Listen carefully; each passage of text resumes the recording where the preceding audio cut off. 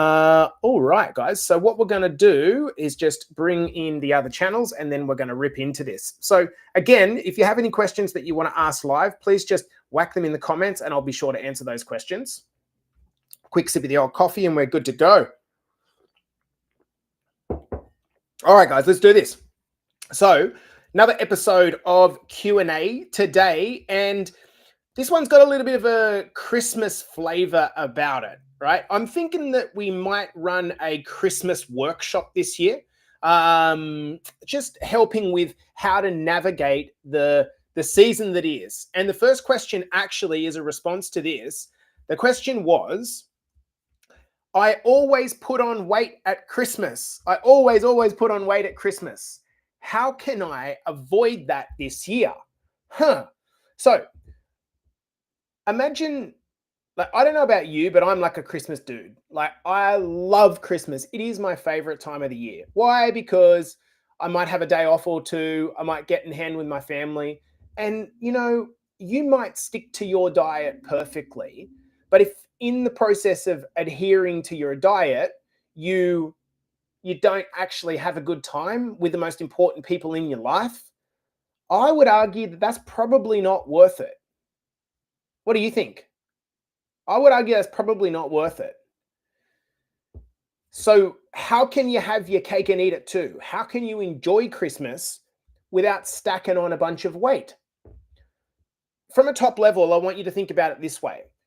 Why are we thinking of Christmas as being this like 2-week onslaught of food? Why don't we just pick a couple of days and go crazy on those couple of days? Now, let me just, as a top level, let me give you a bit of a frame of what that might look like. Let's say you're a guy or a girl, it doesn't matter. Let's say you're a guy who is in maintenance calories at, I don't know, 2,500, or you're a lady that's in maintenance calories at 2,000. And let's say that you picked 3 or 4 days to go absolutely ham on. That might be Christmas Day, Boxing Day, New Year's Eve, and New Year's Day, as an example, right? So you're choosing 4 days. And on those 4 days, you're going to allow yourself to have, what do you need? 4,000 calories?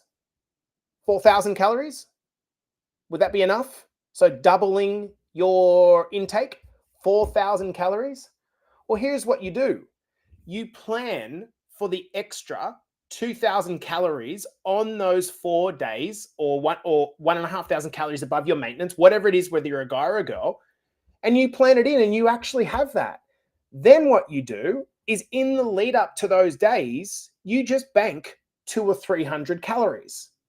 So for example, if right now we're in December, right? We're hitting the 1st or the 2nd of December, depending on where you are.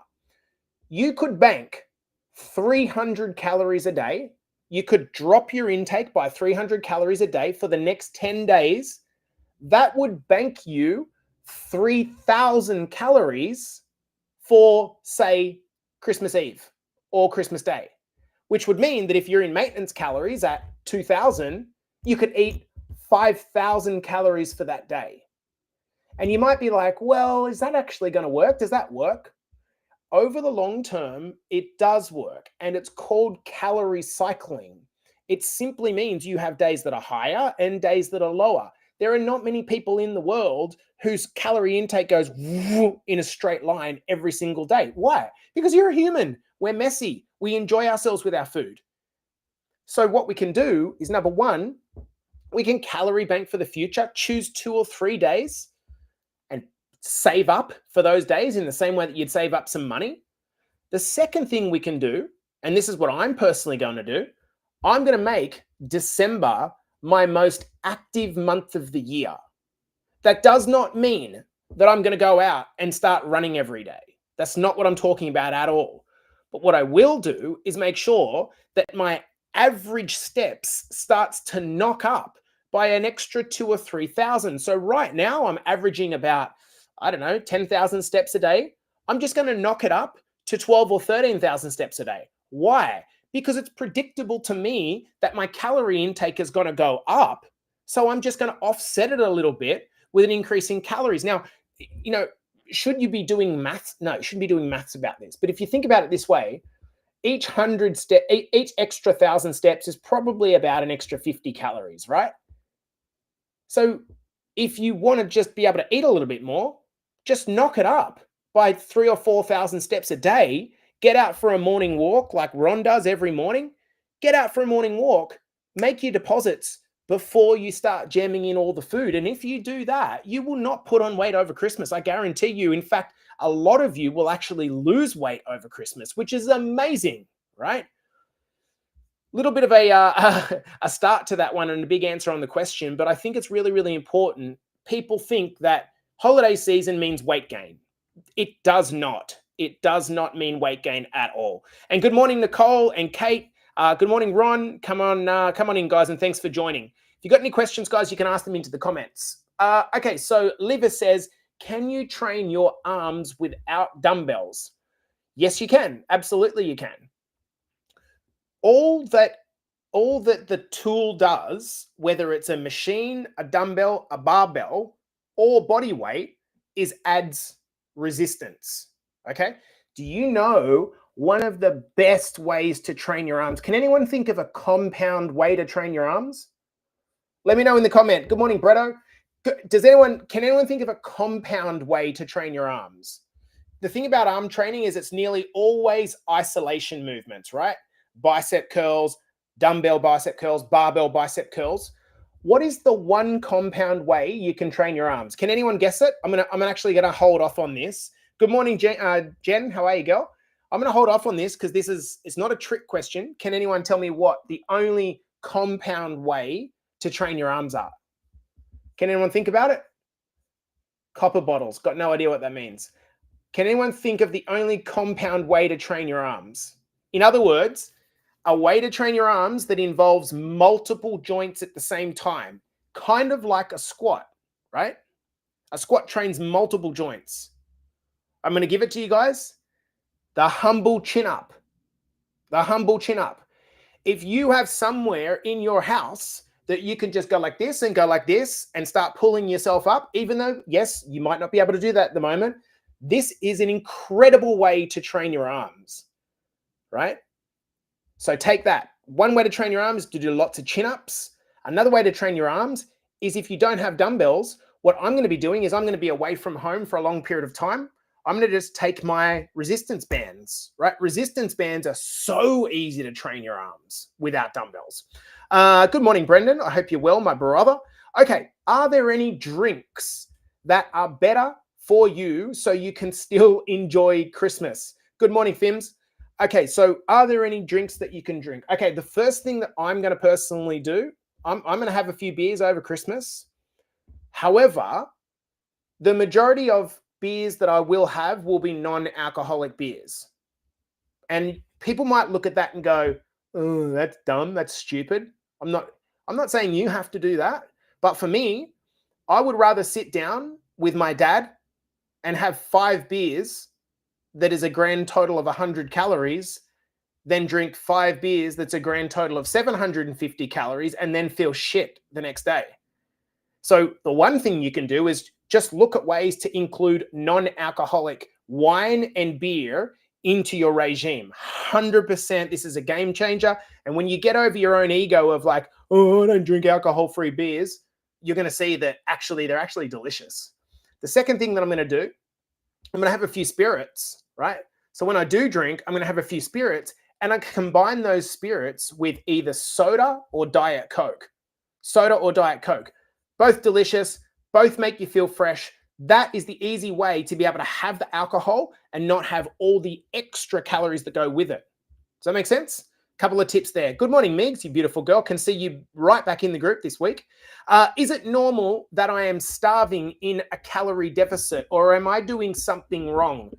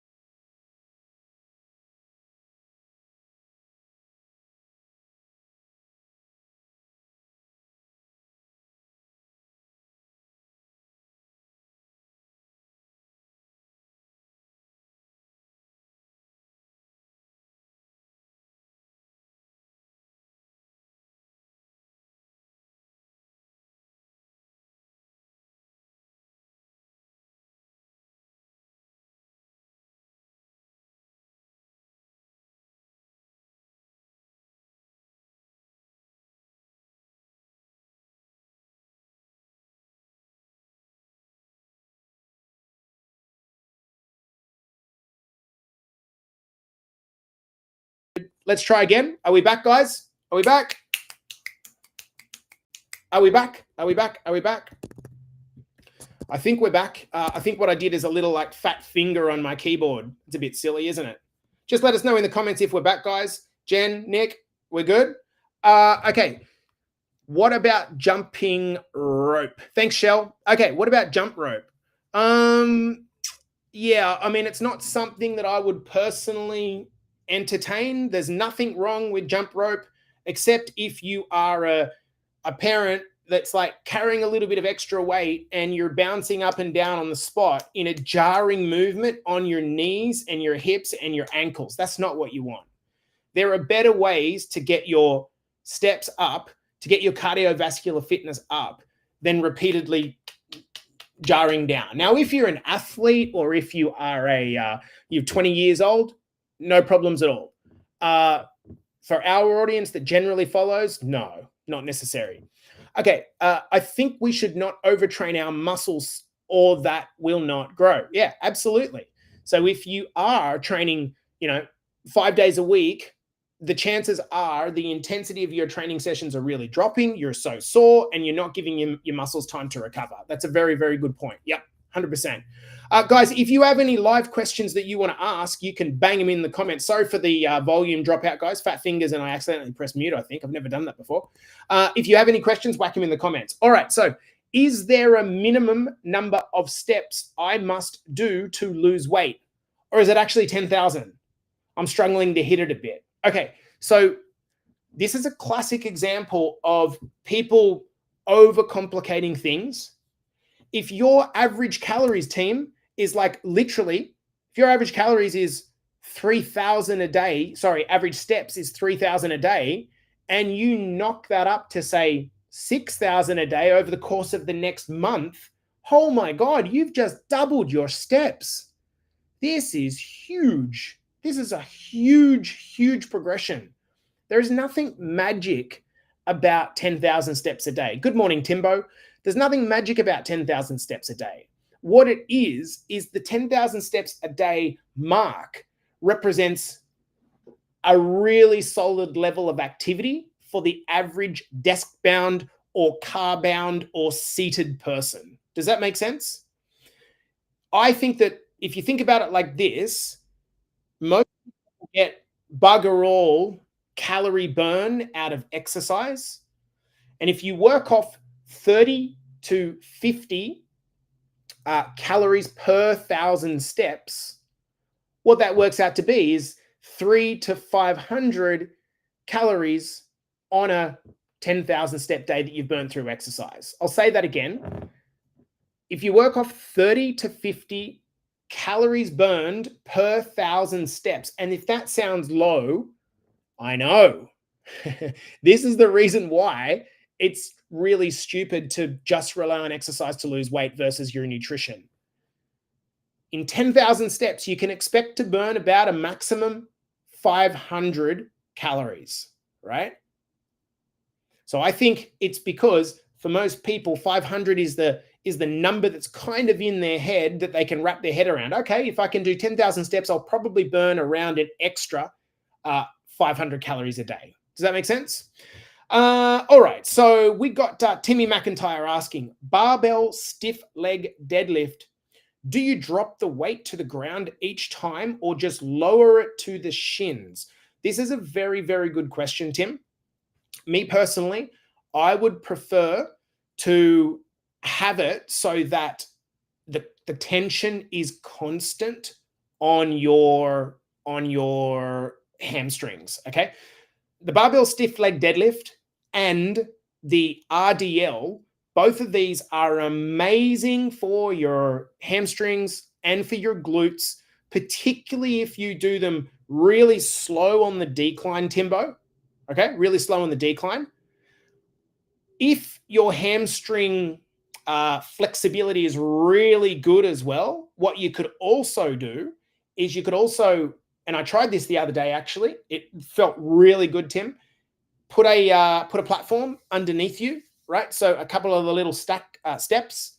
You put the steps up, and then you can go even a little bit further, but just make sure you don't overdo the weight. No. Short answer is don't put it on the ground. With a deadlift, maybe a little bit different, a conventional deadlift. There is a version called touch deadlifts where you only just touch the ground. But for most people, they will put their deadlift back onto the ground. But with a stiff leg deadlift or a RDL, you generally don't touch the ground. And for clarity, the basic difference between stiff legs and RDLs, which confused me for a little bit of time, is stiff legs come from the ground up and RDLs come from the top down, the starting position. So just let me know if that answers your question there, Timbo. I saw a few questions coming through over here. To reverse, should that be about 100 calories for a couple of weeks and then another 100 calories? Yes, Michelle, that's probably the best way to do it. And again, when it comes to reverse dieting and increasing your calories, the way you want to think about it is you actually, the point of reverse dieting is to support your training in the gym, right? So you're not expecting to lose more weight. Okay, that's very important. What you're wanting to actually see, if I'm just dead honest, what you're wanting to actually see is you're training the house down in the gym, like you're getting into it and lifting hard, and you're actually wanting to see your weight not going down for the most part. And if your weight is still going down, even when you're reverse dieting, that basically tells us that the metabolism has been craving you giving it some fuel. So actually, you can increase it a little bit more aggressively. So the short answer is, Michelle, you can, like all things, it's better to start low and slowly increase as opposed to increase it by 200 the first week and then go, oh, that bumped up my weight too much. Does that make sense? Hopefully that answers your question, girlfriend, and I hope you're well. All right, so we got a few questions coming up. Tell the best tips for warming up the body before starting a workout. Good question. I think personally, like what I'm noticing here in Canada at the moment. Good morning, Tez. My workouts, my warm-ups, I'm needing to do a lot more warm-up right now because it's winter than I do when I'm in Australia or Bali, as an example. It's like my body is sore and almost like it needs some WD-40 before I work out. If you feel like that, just understand that that's completely normal. And part of it's the season, part of it's your mobility, etc. Okay? How much of a warm-up you should do, I think depends. You'll get to know your body, but I think the best way to warm up is 3 steps. Number 1, if you've got time, a little 5-minute walk on the treadmill or a bike is a really, really good idea. You do not need to go hard. All you're trying to do is just get some mobility in your body. Okay? Number 2, and I do these all the way through my workouts, is called dynamic stretching. What does that mean? It means moving your body through full ranges of motion. Okay? Moving your body through full ranges of motion. Arm circles, chest swings, bending over, just getting kind of lubed up, if that makes sense. And then the third type of warm-up, or the third part of the warm-up, is doing the exercise that you're about to do at lighter weights. Okay? That's the 3-step warm-up. I'll go through it again for you. A very slow, easy cardio for 3 to 5 minutes, walking, cycling, something like that. Number 2, dynamic stretching. A lot of you are going to be doing this from the gym right now. And then the third one is sub-maximal lifts. In other words, if I'm going to do a bench press, I go and firstly, I lift the bar and then I put half a plate on either side. And that's how you gradually build up to it. Pascal says, just listening to you regarding a more active December, have decided to up the minimum step count from, exactly, from 10,000 to 12,500. Exactly what I'm talking about, Pascal, right? And you know what the good thing about it is? How many of us make this mistake? Christmas, we just sit down, right? We just sit down for hours on end. And it's because we're spending time with the people we love, right? Hit me up, right? The best thing that you could possibly do this Christmas, right? The best thing is to get up and just walk after the meals. If you're having breakfast with the family, then go for a walk or go to the gym before or after it. When you have that big ass seafood lunch like I do, or if you're in Canada, it's a little bit of a hot lunch, eat the food right? But then go for the walk after it. This is just stops things from pooling in your stomach and you don't feel so heavy. Have the dinner, go for a walk. And so you accumulate your steps as opposed to, oh, where am I going to do my 10,000 or my 12,000 steps? Does that make sense, Pascal? That's the way I would go about it, my brother. Guys, if you have any questions before we finish this one up in 5 minutes, I'm more than happy to answer those questions if you pop them into the comments. I'm trying to be across a bunch of different platforms. Michelle says, perfect, Jace. Haven't been this weight since I was 15. I'm in double digits. Let's go, Michelle. How good. Love your work, buddy. That's amazing. I want to know the best use of a morning powder. Okay, I'm not really sure what you mean a morning powder. You'll have to explain to me what you mean by a morning powder. All right, if there are any other questions, guys, you can bang them into the comments. All right, if I only train 2 days a week, what should I focus on? Bang on. You should do 2 full body sessions. That's what you should do.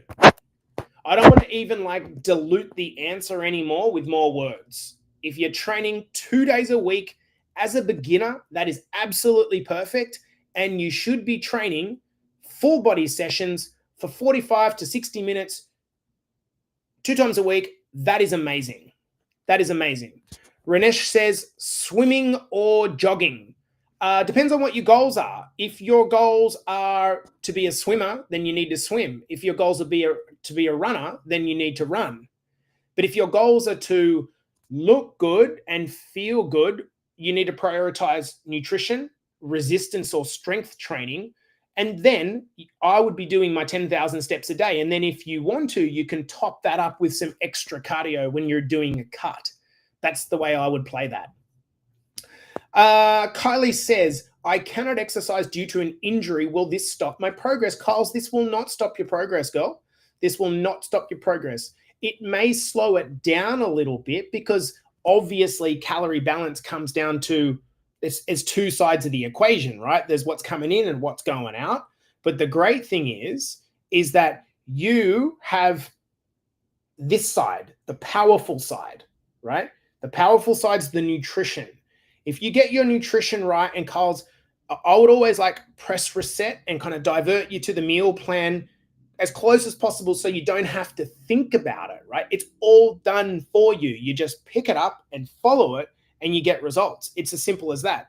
Now, depending on what the nature of the injury is, Kyles, let's just say it's an ankle injury again. That's not going to stop you from doing some upper body training with some resistance bands, for example, right? Let's say that you have a shoulder injury, right? That's not stopping you from going for a walk. So look to the point, I haven't got your file in front of me, but looking between the lines, just bear in mind that there is a big gray area between the black and white of injuries. Does that make sense? Hopefully that's helpful, buddy. All right, guys, I think we are coming to the end of Q&A. We might pull out one more question from the list that I had, which was, how much water should I actually be drinking? I hear different numbers all the time. This is one of those ones where I don't think we need to get trapped in technicalities, team. For most of us, the answer is more than you are, right? More than you are. And if you're like me and you hate drinking water, I honestly just don't like drinking water. I'll drink 6 coffees a day with some instant coffee in it. What I do is put some electrolytes or put some salts in to make it actually a bit more palatable, and then I'll drink as much as I want, right? So I don't think there's an upper limit on how much water you drink. People say there's things like toxicity associated with drinking too much water. Not really.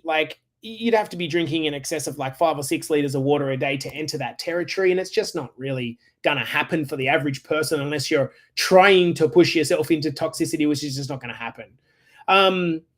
Kyles, well, shoot us a message through the coach inbox, mate, if you need some extra help or some tips around that specific injury. I'll just let you know as well, Kylie, Coach Troy is the best rehab personal trainer that you will ever meet. He's actually the one of the trainers at the Sydney Roosters female academy, NRL academy. So this guy knows his stuff, Kyle. So if you kind of need some help on some rehab, just make a note. Hey guys, for the attention of Troy, can you give me a little bit of information on how to manage this injury? And we'll get to that. Good morning, Michelle. All right, guys. Well, that concludes another episode of Q&A. I hope you guys are having a wonderful start to the morning, evening, or afternoon, whatever it is. Thank you for coming into this one. We're going to see you guys soon. I'm getting over to my multiple boxes of merch. There's one in here and another 3 in here that I've got to get sorted and hopefully post it off in the next few days. So peace out, team. Love you, and I'll see you soon. Yeah.